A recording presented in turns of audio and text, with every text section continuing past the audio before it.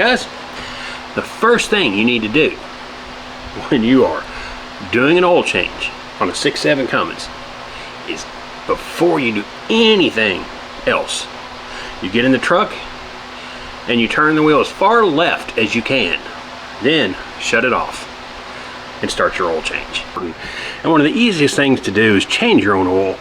Even if you're driving one of these big diesel trucks, you know, it's still simple.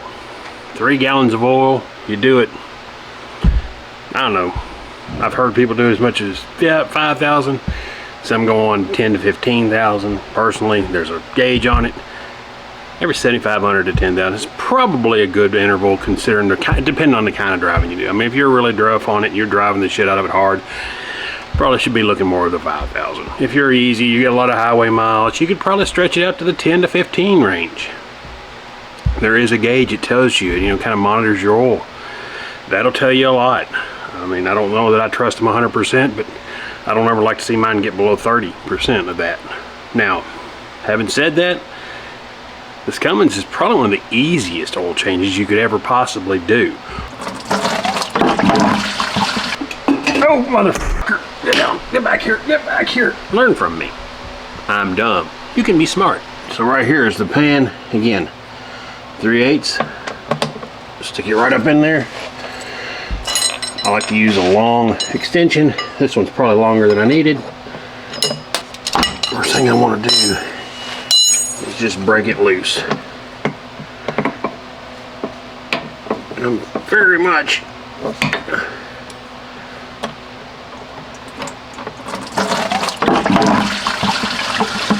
and I spilled a little. How's that?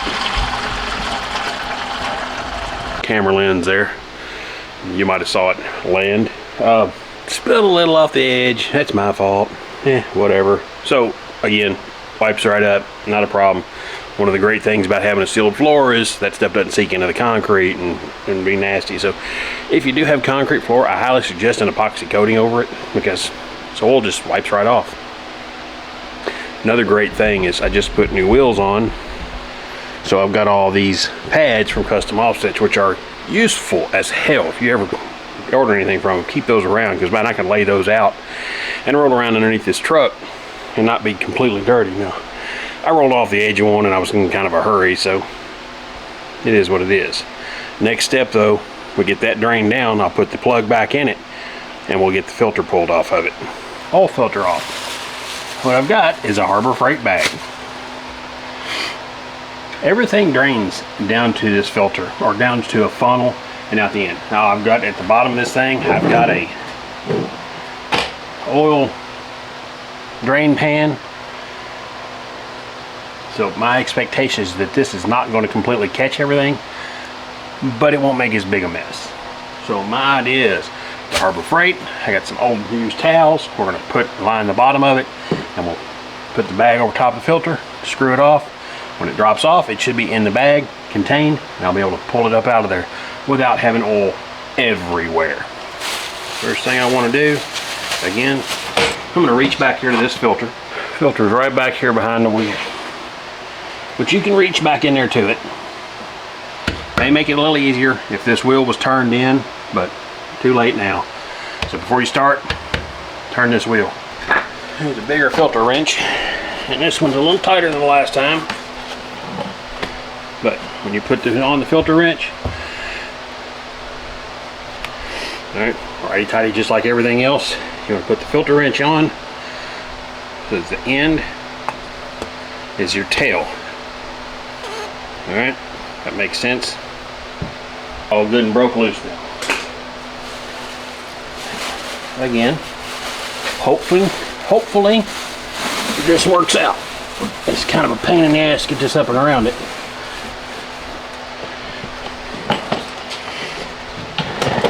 And had I turned this wheel in like I should have, this would have not been an issue at all.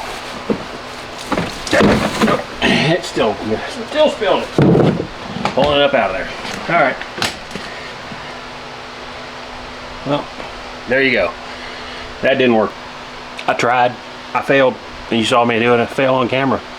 And here we are, ready to put the filter back on. Mopar 050832858A, MO285.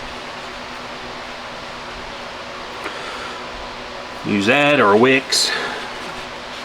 Use a good filter. Same kind of issue when I go back in there. I've got to turn this filter completely sideways. I like to put just a little bit of oil as a starter.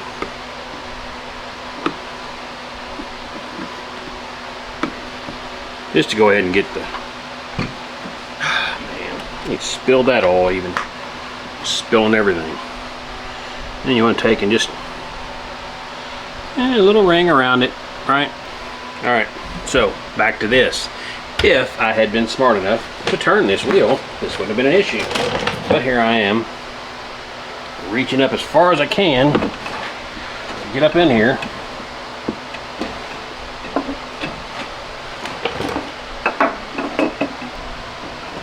There it goes. Finally. Alright. Can't really get a good hand on it. We'll torque it down just a touch.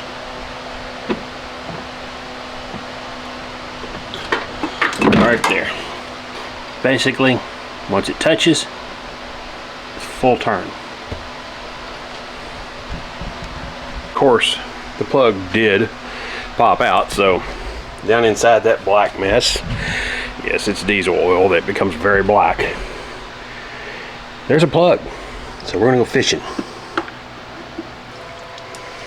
Okay. Well, we caught one. Let me set this down and wipe that up. So the next thing we need to look at is our torque wrench, and we need to be at 37 foot-pounds to put this plug back in. So right now I'm at 35, 6, 7, right there. Set that, lock it in place. I know some people might think I'm a little bit particular about this, but torque specs are there for a reason. Over tightening will make things fail quicker. Of course, under tightening makes them not seat properly.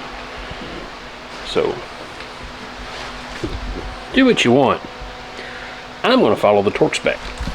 I don't know if it got it, but underneath here we went 37 foot-pounds with the torque wrench. Right there it is. Nice simple click. Cleaned everything real good. I feel confident it's good until the next oil change. Alright, next we want to put oil. Best thing to do is walk around aimlessly looking for the funnel that you know you just had. So if you find your funnel, it's dirty, because I can't find the one I had. What's a good thing to clean with? Well, right there, WD-40. That's about all this is good for. It's a good cleaner and a crappy for everything else it says.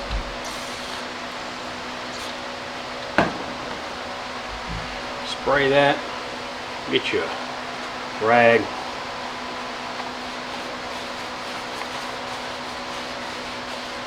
And the WD-40. It breaks down that dirt pretty well, so it is a good cleaner. Stuff that sticks, stuff that doesn't. Alright, nice clean filter now. Pour this nice clean oil down this clean engine oil. Alright, and if anybody's wondering, I'm running Valvoline now because evidently I was running the wrong stuff. And I found out, and quickly I'm correcting my issue. But it says run 1030 because this has a hydraulic lifters in it, so anything from 2019 forward you need to run this. Running the other oil can cause lifter failure or lifter damage. Like so many things, when the aftermarket tells you to run one thing and it's wrong, you could very quickly screw up everything. Make sure you check your owner's manual. Because the internet is 100% accurate every time, right?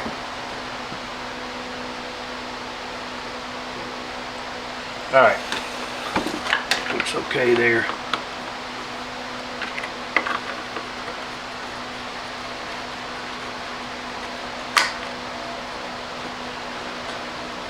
So, next step. start this truck, check underneath its leaks.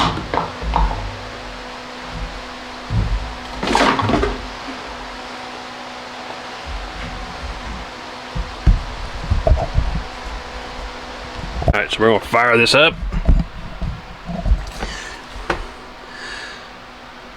I always like to leave the door open, but you got to push the brake on these new ones instead of having a freaking key. Let's see, get back and do this one-handed here.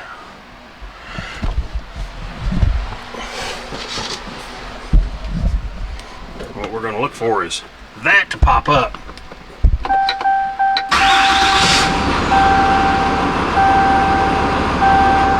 There it went.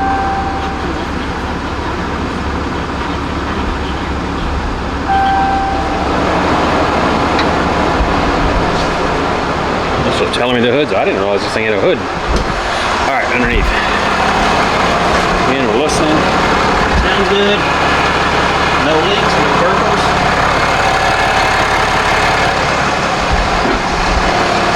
I'm okay with this. So, we finished the oil change. One last thing to do. All right, now we've finished the oil change. I need to reset. So we're gonna hit the on button. All right, then we're gonna scroll through here, find your oil life. We're gonna hold that button. There we go, 100% now. So now, fire this up.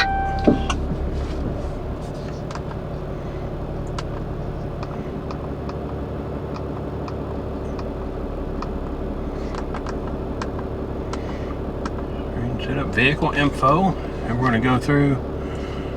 We're 63 degrees,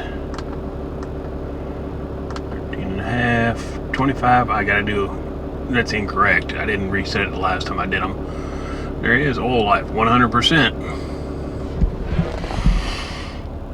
So, I've done basically everything wrong, and still this took me less than an hour.